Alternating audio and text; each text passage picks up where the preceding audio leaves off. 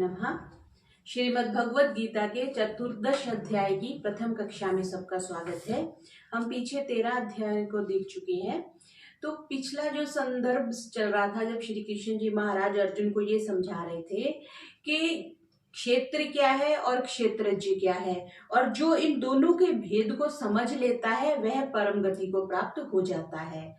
तो ये जो ज्ञान की प्राप्ति, वो ज्ञान क्या है जिसको प्राप्त करके मनुष्य परम गति को प्राप्त होता है, अब वो प्रश्न आया। तो ये जो चतुर्दश अध्याय जब श्री कृष्ण जी प्रारंभ कर रहे हैं तो ज्ञान की परिभाषा दे रहे हैं कि किस ज्ञान को प्राप्त करके जो मनुष्य है वो प्रकृति के बंधन से छूट जाता है। तो उस संदर्भ को प्रारंभ कर रहे हैं। अथ चतुर्दशो अध्यायः। ओम श्री परमात्मने नमः। श्री भगवानुवाच परं भूयः प्रवक्ष्यामि ज्ञानानां ज्ञान उत्तमं यज्ञात्वा मुनयः सर्वे परां सिद्धिं तो गतः। परम भूयः प्रवक्ष्यामि, प्रवक्ष्यामि हम समझते बोलने कहने, मैं कहूंगा किस चीज को? परम जो श्रेष्ठ है, भूयः फिर से, मैं फिर से उसको, उस श्रेष्ठ को कहूंगा। ज्ञानानाम ज्ञानम उत्तमम, जो सभी ज्ञानों में सबसे उत्तम जो ज्ञान है उसको मैं कहूंगा। यह ज्ञात्वा, जिसको जान करके, मुनः जो मुनि लोग हैं, सर्वे सबके सब जो है, परम सिद्धि, जो परम सिद्धि है, परम गति जो है, उस सिद्धि को गता वो प्राप्त हो गए हैं।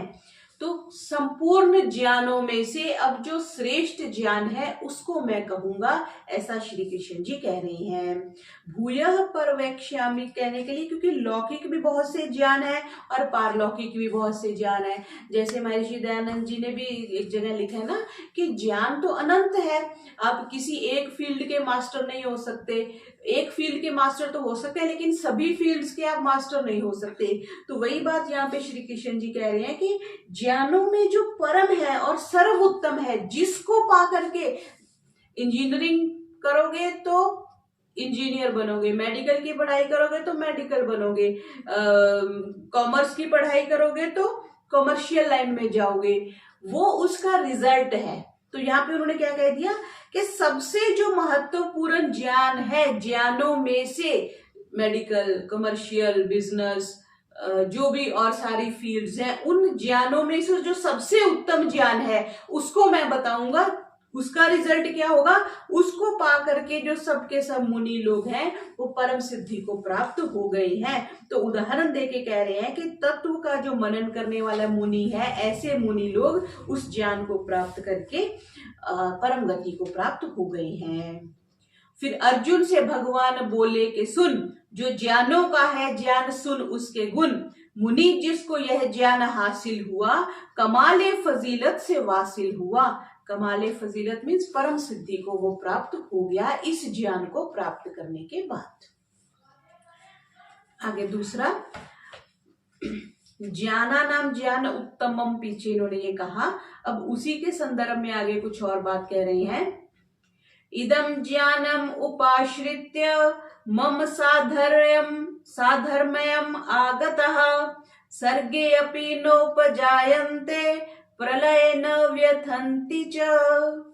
इदम इस ज्ञानम, इस ज्ञान को उपाश्रित्य, उपाश्रित्य में आश्रय लेकर के, उस चीज के संदर्भ अंडर आकर के, मम मेरी, साधर्म्यम आगता, जो मेरी सधर्मता को प्राप्त हो गए। सधर्मता कैसे होती है? जैसे जल की साधर्म्यता लिक्विडिटी है तो वो दूध से उसकी साधर्म्यता है।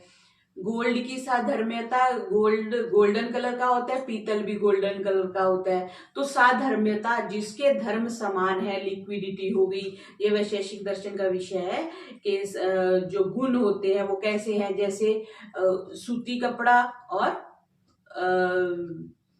टेरिकॉट का कपड़ा, कपड़ा कपड़ा साधर्म्यता सेम होगी, रंग की साधर्म्यता हो जाती है, मैटर की हो जाती है, लिक्विड सॉलिड लिक्विड गैस उसकी, तो भिन्न भिन्न प्रकार के साधर्म्यता होती है। तो यहाँ पे कह रहे हैं कि जो मम साधर्म्य आगता, जो मेरी साधर्म्यता में आ गया है, प्राप्त हो गई है, सर्गे अपि, सर्ग हम समझते हैं एक सर्ग होता है, तो महासर्ग में भी वो क्या कह रहे हैं, न उपजायन्ते च प्रलय न व्यथन्ति, वो सर्ग में दोबारा पैदा नहीं होते। ये तो हमारे शास्त्र बहुत अच्छे से कहते हैं ना कि जो एक बार मुक्ति में चला गया फिर उस सर्ग में तो वो दोबारा उत्पन्न नहीं होगा, और 36,000 बार सृष्टि बनने के बाद उसका दोबारा जन्म होगा। और क्या कहा, जो प्रलय न व्यथन्ति, और महाप्रलय में भी वो व्यथित नहीं होते। क्यों? क्योंकि वो परमात्मा की शरण में चले गए ना। जैसे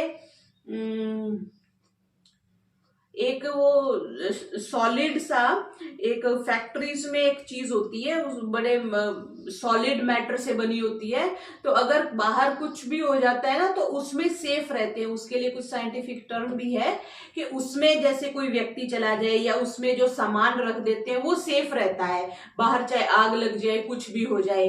तो ऐसे ही जो परमात्मा की साधर्म्यता में आ गए हैं, जो परमात्मा के संरक्षण में आ गए हैं, तो बाहर चाहे प्रलय होती रहे चाहे सृष्टि बनती रहे, उनको कोई व्यथा नहीं होती, उनको कोई समस्या नहीं होती। तो क्या कहा कि उस ज्ञान का आश्रय लेकर के, वैसे नहीं, उस ज्ञान का आश्रय लेकर के जो मेरी सधर्मता को प्राप्त हो जाते हैं, मीन्स जिनमें कर्तापन नहीं रहता और भोक्तापन जिनमें नहीं रहता, और वो निर्लिप्त हो जाते हैं, निर्विकार हो जाते हैं, क्योंकि परमात्मा भी तो निर्विकार है ना।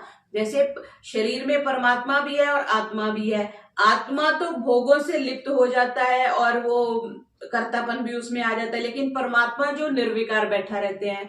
तो इसलिए कह रहे हैं कि वो व्यक्ति जो ज्ञान को पहले तो जिसने प्राप्त कर लिया, क्षेत्र और क्षेत्रज्ञ की भिन्नता जिसको समझ में आ गई, दूसरा जिसने साधर्म्यता प्राप्त कर ली, मीन्स जैसे परमात्मा निर्लेप रहता है वैसे जो आत्मा निर्लेप हो गया वो प्रलय में भी परेशान नहीं होता और पुनः उसका जन्म नहीं होता। सर्गे अपि न उपजायन्ते, अपि कहने का मतलब ये हो गया कि महासर्ग के प्रारंभ में भी वो दोबारा उत्पन्न नहीं होते।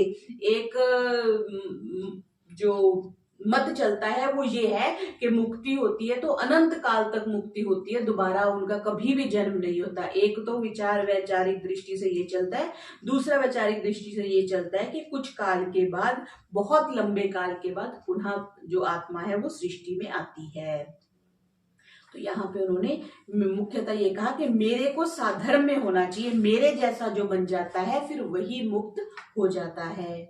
जो लेते हैं इस ज्ञान का आसरा वो यक रंग हो जाए मुझसे सदा, जो पैदा हो दुनिया तो आए ना वो, फना हो तो तकलीफ पाए ना वो।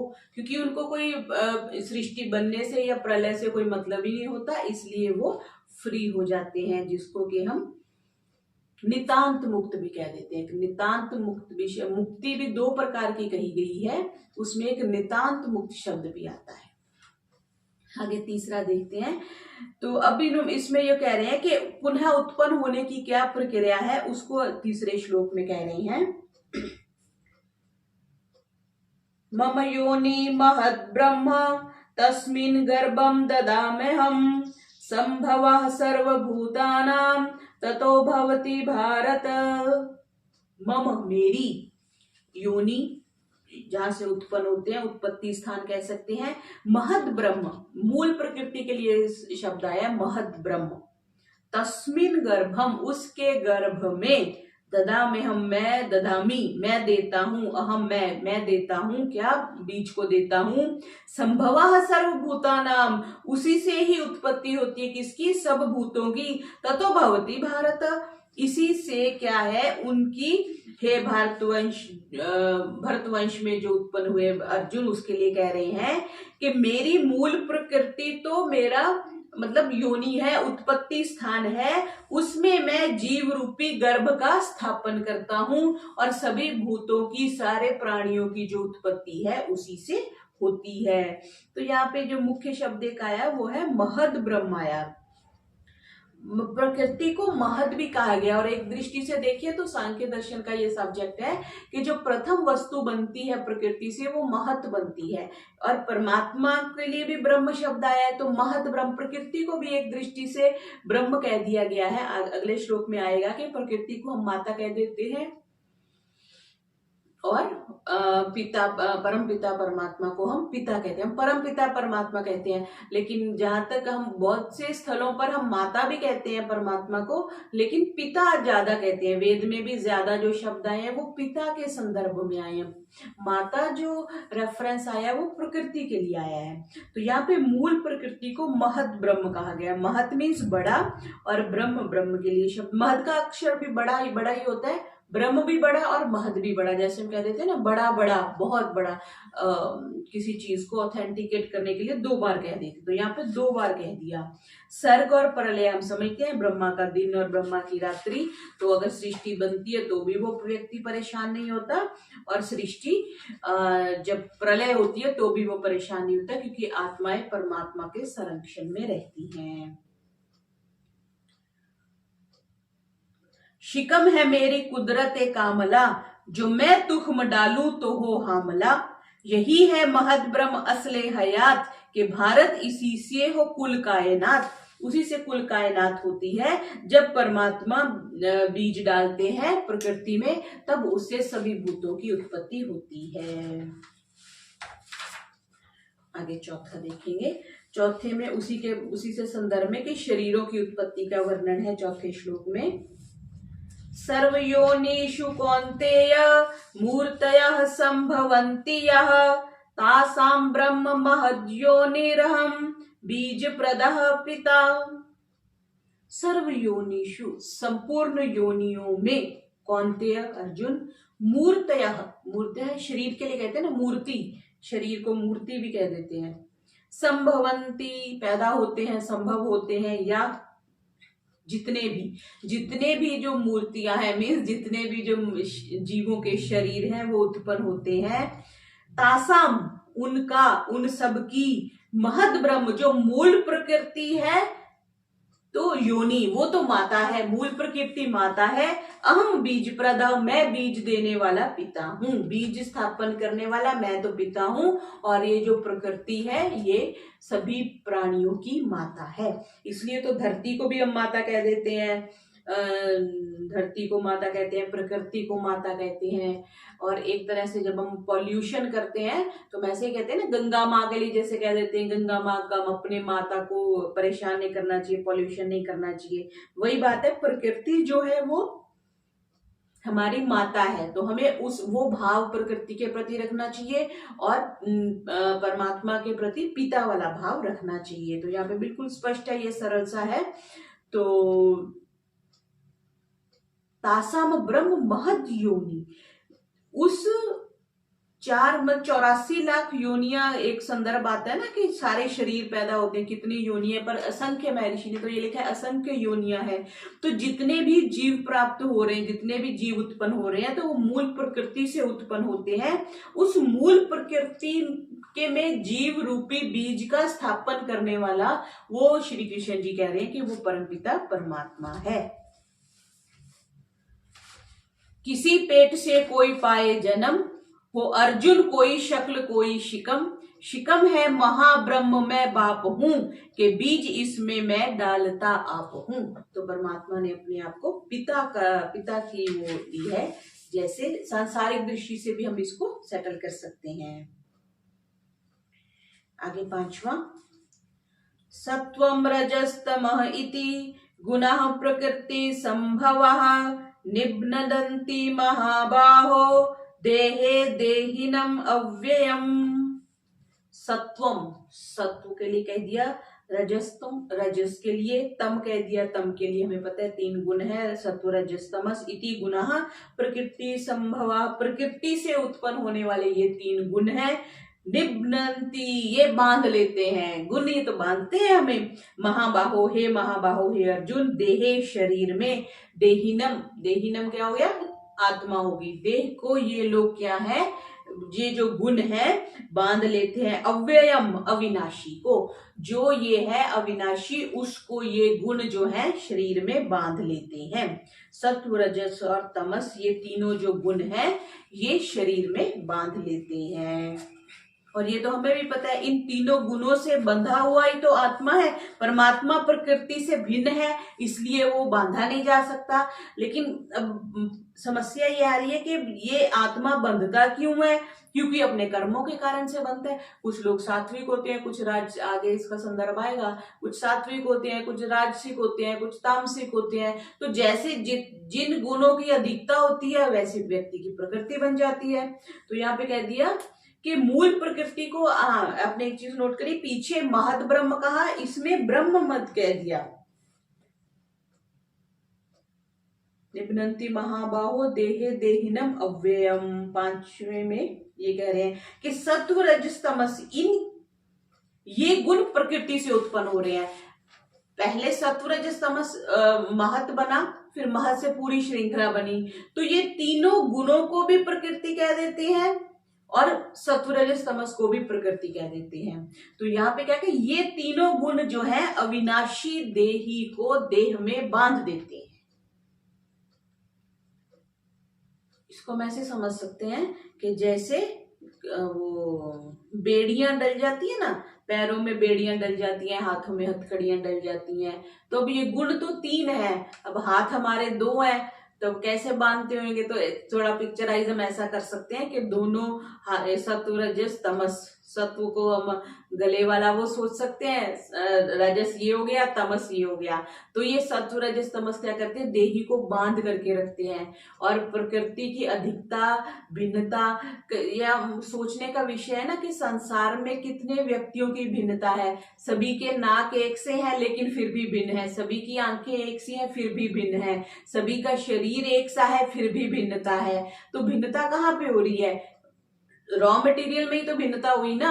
अगर रॉ मटेरियल एक समान है, हम परमात्मा ने पर सत्व रजस तमस तो सेम बनाए, सारे 5 भूत भी सेम बने, लेकिन अधिकता कर्मों के हिसाब से हो गई, इसलिए शरीर भिन्न हो गए, इसलिए प्रकृति भिन्न हो गई, इसलिए किसी को वात पित्त कफ हो गया, किसी को कुछ हो गया।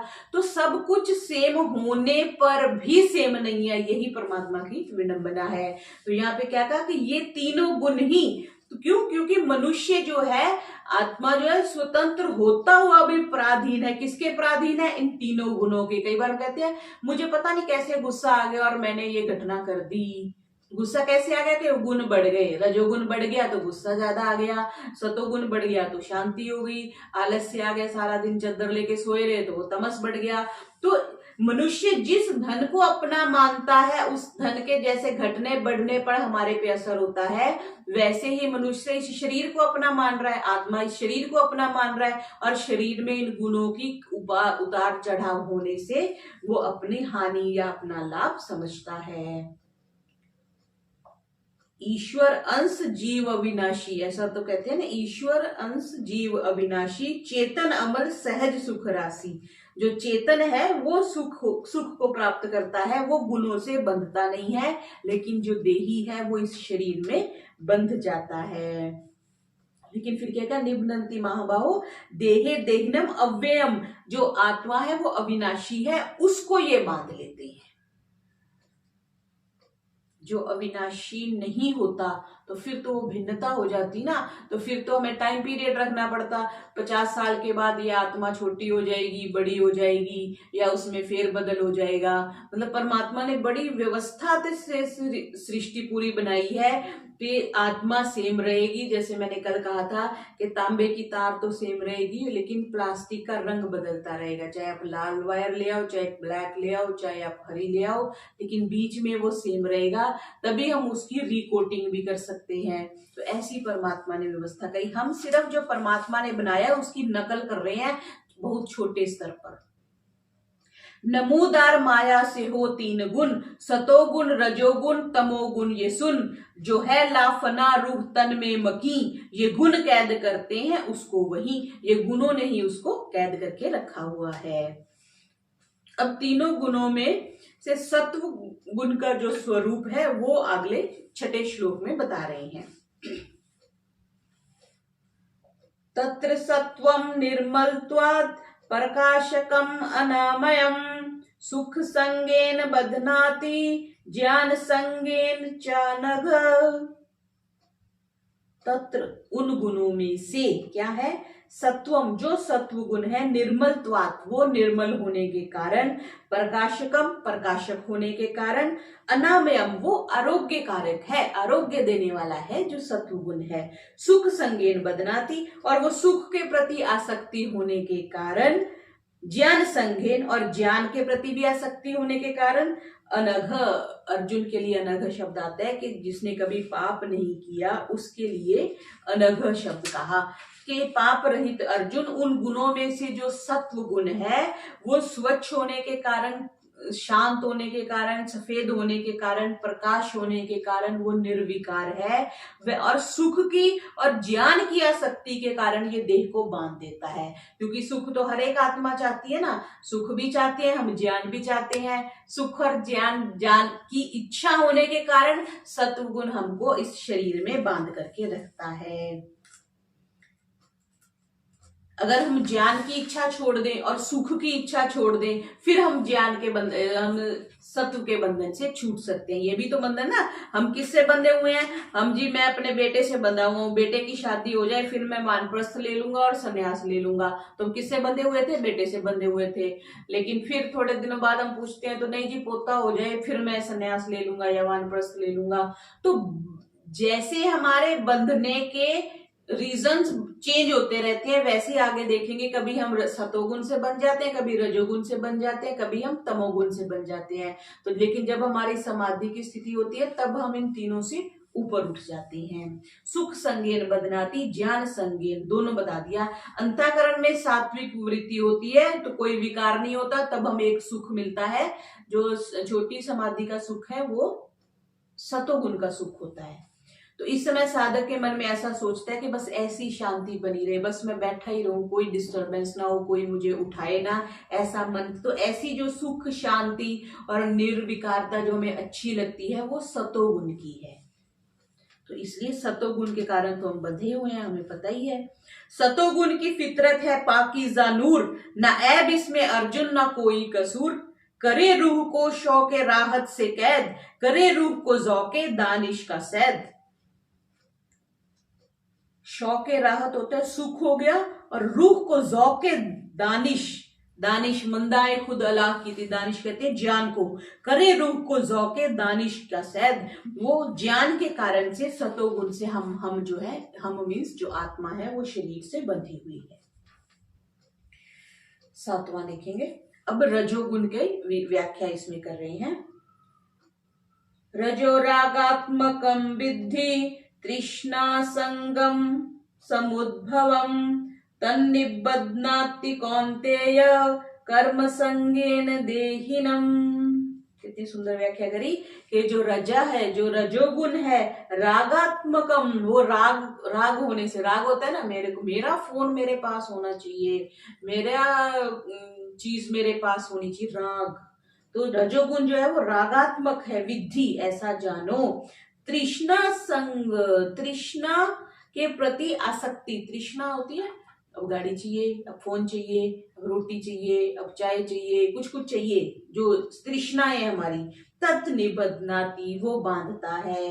कौनते हे अर्जुन, कर्म संगेन, कर्म के प्रति आसक्ति होने के कारण। और दूसरा क्या क्या है, देहधारी आत्मा को। सतोगुण के दो गुण बता दिए, रजोगुण का सिर्फ एक गुण बताया कि तृष्णा और आसक्ति को पैदा करने वाले रजोगुण को कैसा समझो, राग स्वरूप समझो। जितना भी राग हमें सांसारिक वस्तुओं से, व्यक्तियों से हुआ पड़ा है वो रजोगुण के कारण से है।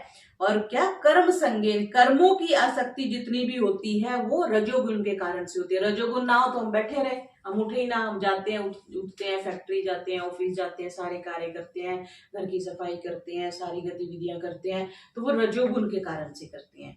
कर्मों की आसक्ति से देहिनम निबध्नाति, देही को ये बांधता है।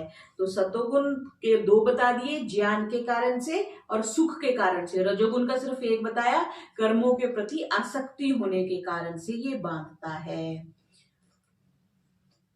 पीछे एक बात आई थी, योगस्थ कुरु कर्माणि संग त्यक्त्वा धनंजय, दूसरे अध्याय में यह था, बड़ा प्रसिद्ध बात है।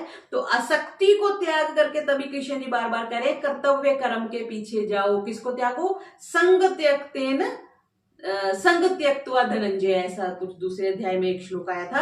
तो संग के कारण से, कर्म के कारण जो हमारा संग हो रहा है, उसके कारण ही हम रजोगुण से बंधे हुए इस शरीर में रह रहे हैं। तृष्णा संगम समुद्भव, जो भी प्राप्त वस्तु है वो मेरे पास रहे और जो अप्राप्त है वो मुझे प्राप्त हो जाए। ये जो आसक्ति है कर्म के कारण से, वो रजोगुण के कारण से है।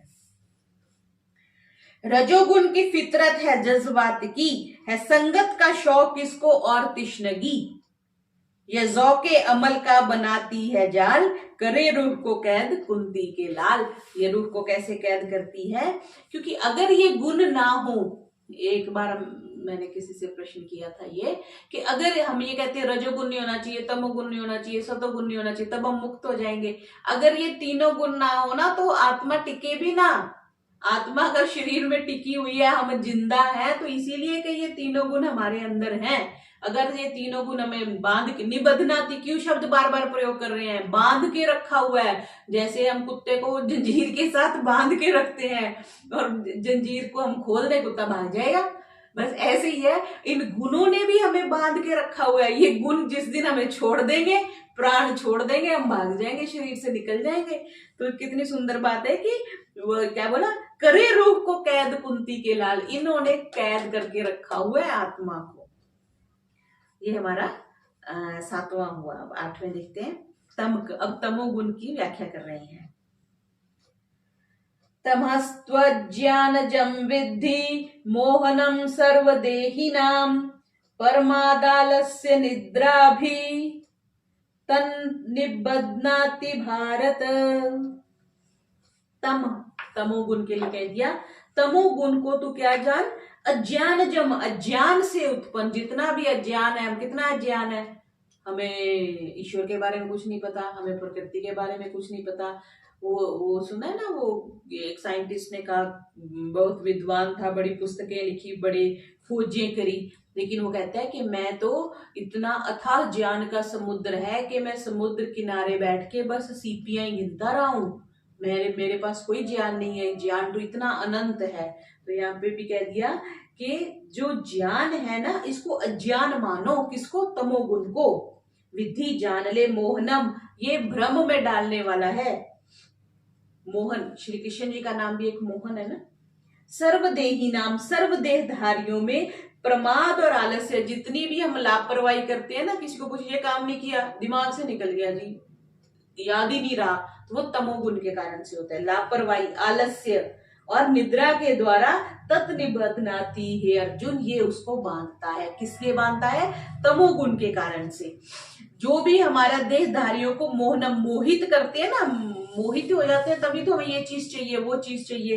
तो तमोगुण के को अज्ञान से उत्पन्न होने वाला समझे। जितना भी अज्ञान है वो तमोगुण को। इसलिए हम पढ़ते किस लिए? स्वाध्याय करते हैं, सत्संग में जाते हैं, गुरुजनों के पास जाते हैं। उससे क्या है कि हमारा तमस दूर हो, हमारा अज्ञान दूर हो। क्योंकि अज्ञान के कारण से प्रमाद आता है, आलस्य आती है और निद्रा आती है। और देह के साथ जो अपने संबंध समझने वाला देही है वो बंध जाता है। प्रमाद के लिए कहते हैं कि दो तरह का होता है। एक तो करने लायक काम को ना करना, मतलब जिस काम से अपना और दूसरों का हित होता हो उसको ना करने को भी एक तो प्रमाद कह दिया।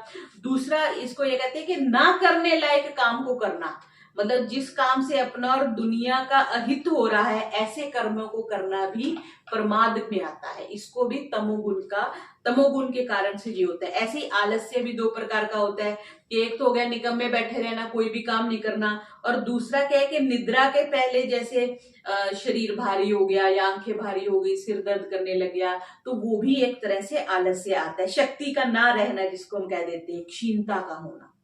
और निद्रा भी ऐसी दो प्रकार की होती है। निद्रा एक तो हमें जो शारीरिक रूप से जरूरी चाहिए, 7-8 घंटे की हमें नींद चाहिए, और जिसको युक्त स्वप्न बोधस्य, पीछे बात आई थी 6ठे अध्याय में, वैसा कह दिया। तो ऐसी निद्रा तो हमें चाहिए। और दूसरे प्रकार की निद्रा के उठने पर भी जैसे भारी भारी रहना और आलस्य दिमाग में चढ़े रहना, उसको कह दिया। तो तो यहाँ पे ये समझना है कि इन तीनों के बांधने में फर्क है। सतो और रजोगुण जो बांधते हैं वो संग से बांधते हैं, पीछे संग आया, उसके सतोगुण के 2 गुण बता दिए और